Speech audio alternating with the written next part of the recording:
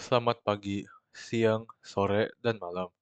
Perkenalkan, nama saya Setyanata Yoga Untoro dari program studi Teknologi Rekayasa Otomasi, Sekolah Vokasi Universitas Diponegoro dengan 3 digit NIM terakhir 083. Kali ini saya akan membahas materi fungsi atau function pada praktikum algoritma dan pemrograman. Nah, fungsi merupakan blok kode terstruktur yang dapat dipanggil berulang kali untuk menjalankan tugas tertentu tanpa harus menulis ulang kode. Jadi fungsi itu tuh Jadi kita bisa membuat sebuah kode yang dapat dipanggil berulang kali, tanpa kita harus menulis ulang kode itu lagi. Nah, contoh kodenya yaitu di sini ada def yaitu define, kemudian Sapa ini merupakan nama fungsi dan ada kurung kosong yang berarti ini parameternya. Nah, di sini tuh nggak ada parameter. Lalu di sini print halo selamat belajar Python itu merupakan isi dari fungsi. Lalu kita kita buat program lagi Sapa, maka program akan mengatakan halo, selamat belajar Python. Nah, selanjutnya ada parameter. Parameter ini merupakan variabel yang diteruskan ke dalam fungsi sebagai input. Jadi parameter ini merupakan input untuk fungsi. Contoh kodenya itu di sini define terus Sapa nama. Nah, kemudian di dalam kurung ini ada tulisan nama, ini merupakan parameternya. Nah, jadi lalu di dalam fungsinya ini ada print halo, terus koma, sini ada nama, parameter nama. Lalu kita misalkan sapa nama, misalkan yoga. Nah, program akan mengatakan halo, koma, yoga. Lalu jenis parameter dalam Python itu yang pertama ada positional parameter, yaitu urutannya harus sama. Kemudian keyword parameter, yang berarti panggilan berdasarkan nama. Kemudian ada default parameter, yaitu ada nilai bawaan. Nah, di sini ada contoh define halo, kemudian dalam kurungnya ada parameter nama kita nyatakan sama dengan teman, kemudian koma untuk memisahkan, lalu salam, parameter salam kita nyatakan dengan selamat pagi. Lalu sini ada fungsinya yaitu print salam, koma nama, yang berarti akan mencetak salam terlebih dahulu baru nama. Maka tulisannya akan selamat pagi teman. Nah, nama ini akan bernilai teman jika tidak diberikan argumen. Kemudian salam ini akan bernilai selamat pagi jika tidak diberikan argumen. Nah, di sini bawahnya ada halo, itu untuk sebagai defaultnya, lalu halo terus dalam kurung ini ada yoga, koma halo sebagai posisional. Kemudian bawahnya ada halo terus dalam kurung salam sama dengan hai, koma nama ini parameter kita nyatakan Budi merupakan sebagai keyword parameter. Lalu selanjutnya ada fungsi rekursif. Fungsi rekursif merupakan fungsi yang memanggil dirinya sendiri. Contoh klasiknya itu ada faktorial atau Fibonacci. Kalian pasti sudah pernah mendengar faktorial yang ada di matematika yang biasa kita temui pada permutasi dan kombinasi. Nah, sini contohnya define faktorial, terus parameternya ini n. Nah, jika n sama dengan 1, maka return 1. Lalu di sini ada return n bintang atau dikali faktorial lalu n min 1. Nah, jadi di sini ada contohnya print faktorial di dalam kurung ada 5. Jadi 5 ini tuh program akan mencetak seperti ini.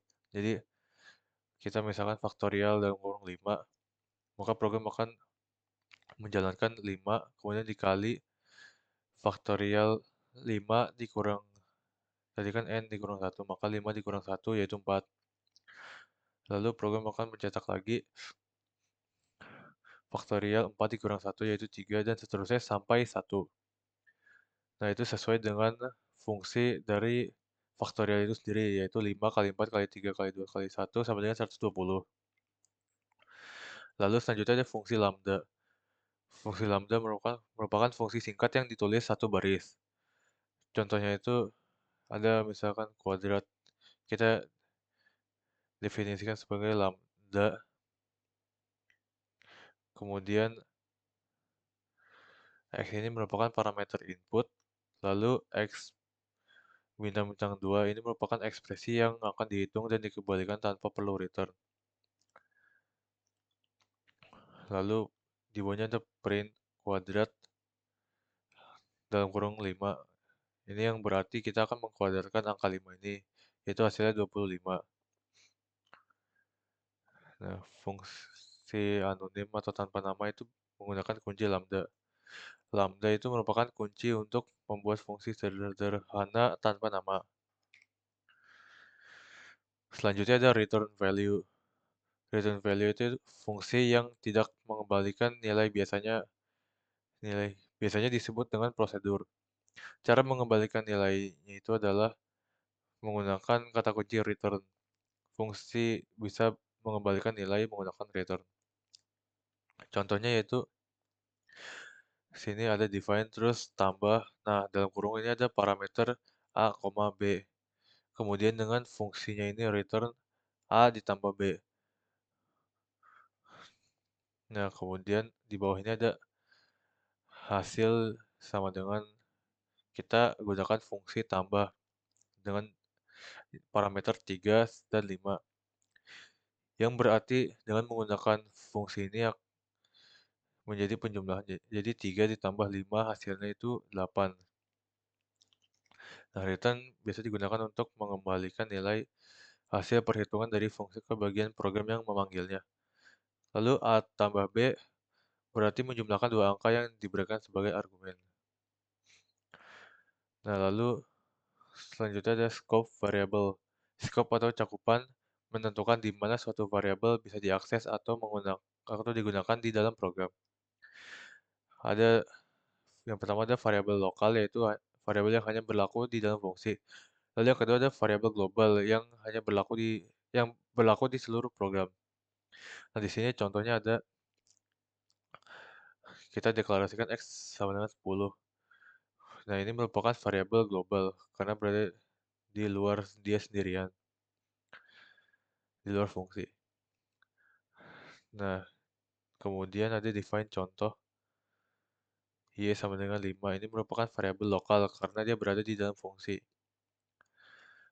Nah, di sini contoh lagi yaitu contoh yang di luar fungsi dari define ini. Jadi variabel X itu lokasi definisinya di luar fungsi dengan jenis scope global dan dia ada bisa di dalam dan di luar fungsi. Lalu variabel Y itu lokasinya ada di dalam fungsi dengan jenis scope lokal dan dia hanya ada di dalam fungsi. Nah, selanjutnya saya akan menjalankan fungsi ini pada software Scratch dan Python.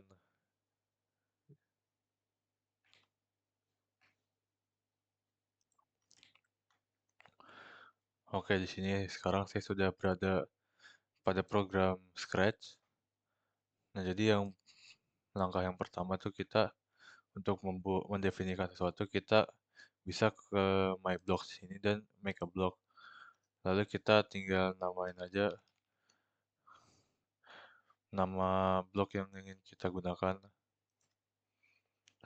Nah, di sini saya sudah mendefinisikan 5 fungsi. Sini ada 1, 2, 3, 4, 5. Dengan fungsi yang pertama sini untuk memberikan instruksi.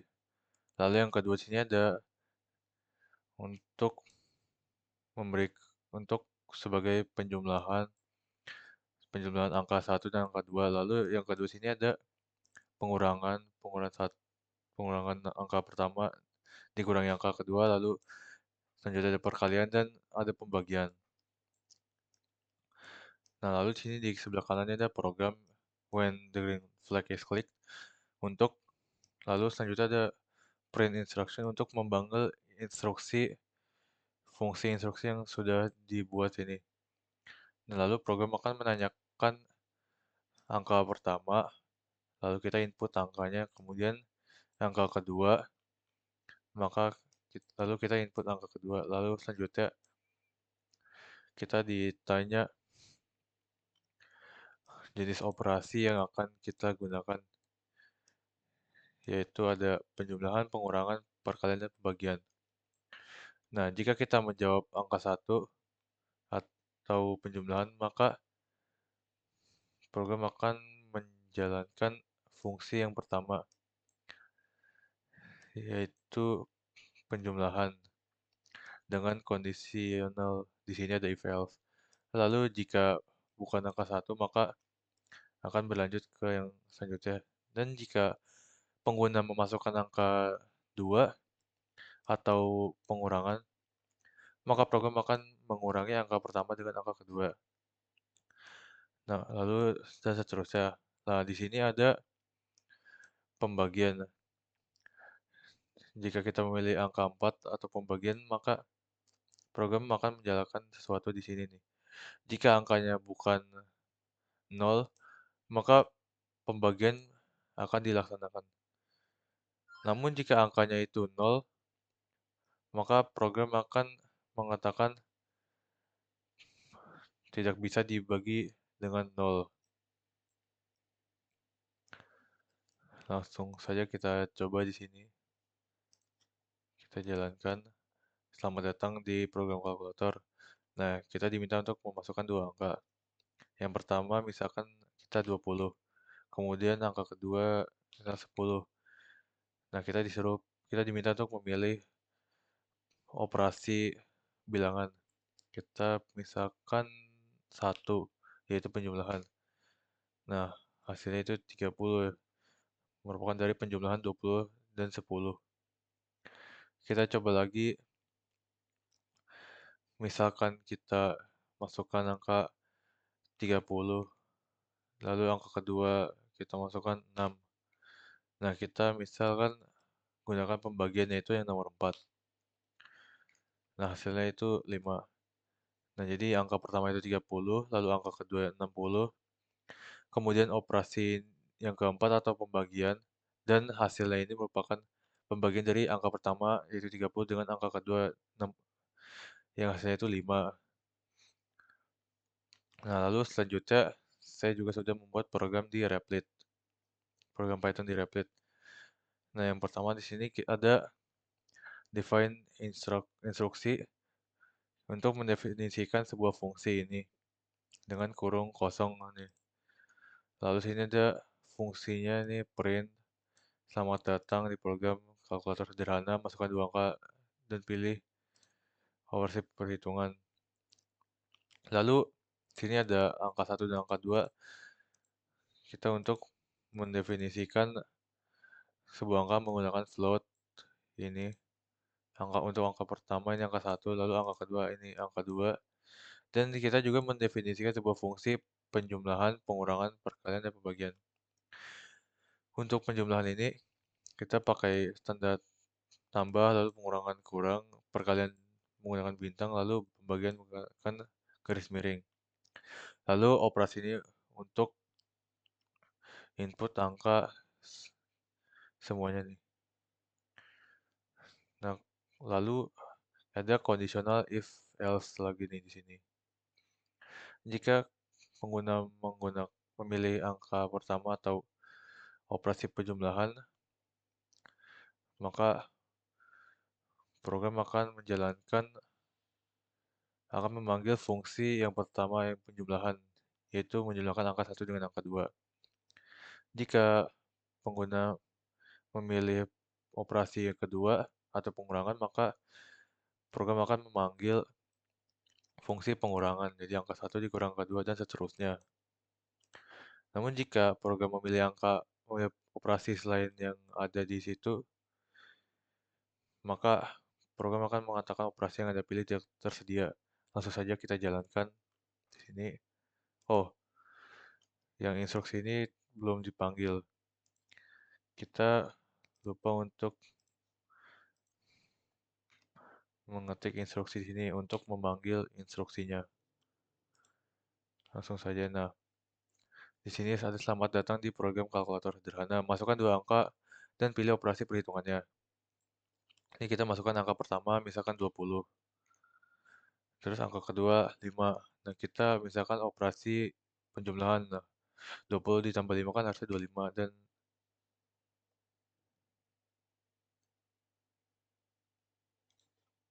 tunggu.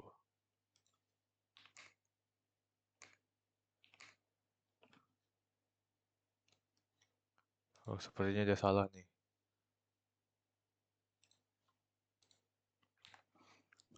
Oke, ini sudah saya benerin ya. Nah, jadi sini ada selamat datang di program kalkulator sederhana. Lalu masukkan dua angka dan pilih operasi perhitungannya. Nah, misalkan angka pertama kita masukkan 20. Lalu angka kedua itu 5. Nah, kemudian misalkan kita ingin memilih operasi penjumlahan, itu 1. Dan 20 ditambah 5 itu 25. Dan hasilnya benar 25. Eh, nah lalu kita coba lagi, misalkan kita masukkan 30, kemudian 30. Nah, misalkan kita mau pembagian 4. Nah, hasilnya itu 1. Nah, semisal kita memilih angka selain operasi selain yang ada di sini, maka program akan mengatakan operasi yang Anda pilih tidak tersedia. Misalkan 8 ya, kan tidak ada. Nah, program akan mengatakan operasi yang Anda pilih ini tidak tersedia.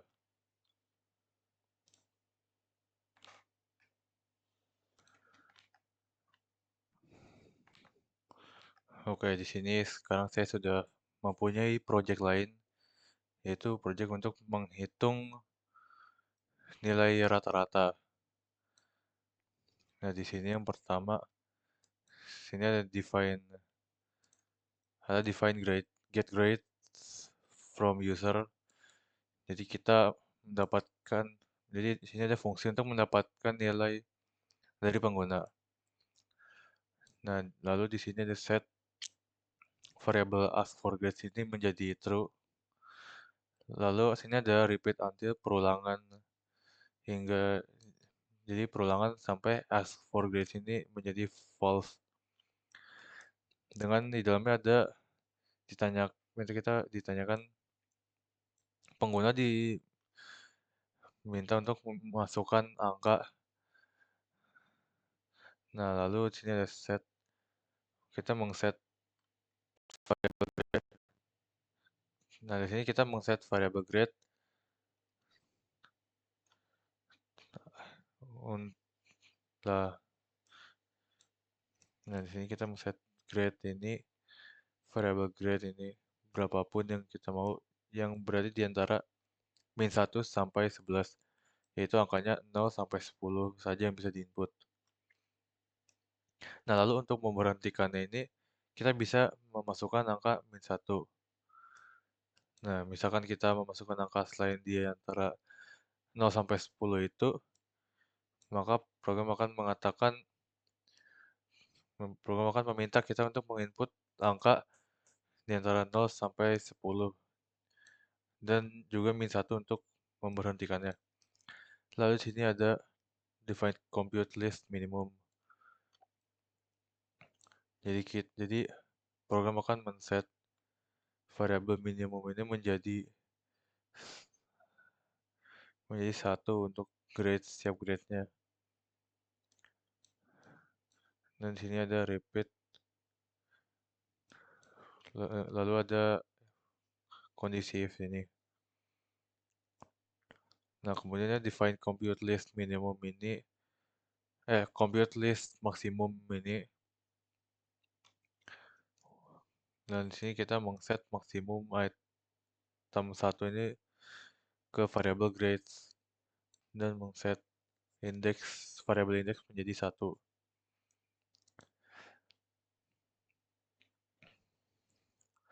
Lalu ada sama ini ya, kayak sebelumnya repeat Terus if, kondisi if ini kalian bisa lihat sendiri lah ya. Lalu selanjutnya define compute list average untuk fungsi untuk merata-ratakan nilainya ini yang sudah diinput seberapa banyak dengan jumlah nilai yang kita input juga.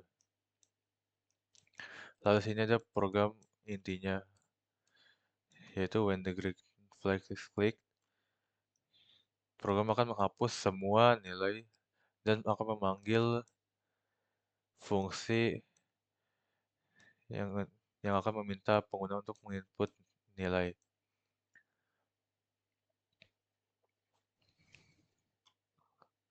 Nah, kemudian sini ada kondisi if jika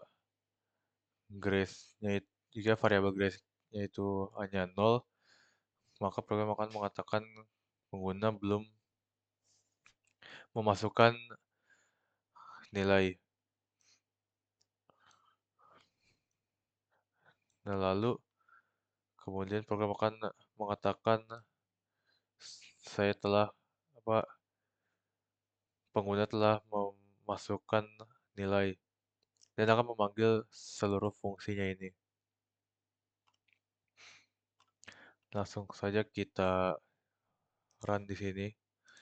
Misalkan kita masukkan yang pertama 2, terus selanjutnya 4, kemudian 6, lalu 8, terus 10.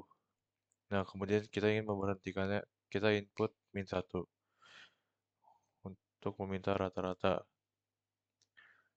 Nah, di sini nilai minimum kita 2, nilai maksimum kita 10, dan nilai rata-ratanya ini 6. Nilai rata-rata ini diperoleh dari menjumlahkan kelima angka ini, lalu dibagi dengan banyaknya angka itu, yaitu 5. Nah, misalkan kita coba yang lain gitu ya. Misalkan ini 1, terus 2, 3, 4, 5, 6, 7, 8, 9, terus 10. Nah, ini ada 10 angka. Nah, terus kita sudahi ini. Nah, di sini ada ya nilai minimal itu 10, nilai minimumnya 1, lalu nilai maksimumnya 10, dan nilai rata-ratanya 5. Misalkan yang tadi 2, 4, 6, 8.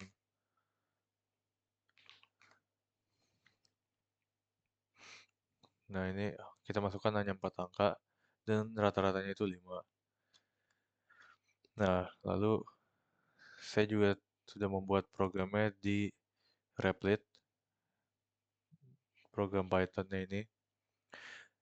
Programnya itu sama saja, hanya berbeda bahasa. Nah, di sini sudah ada define, lalu ada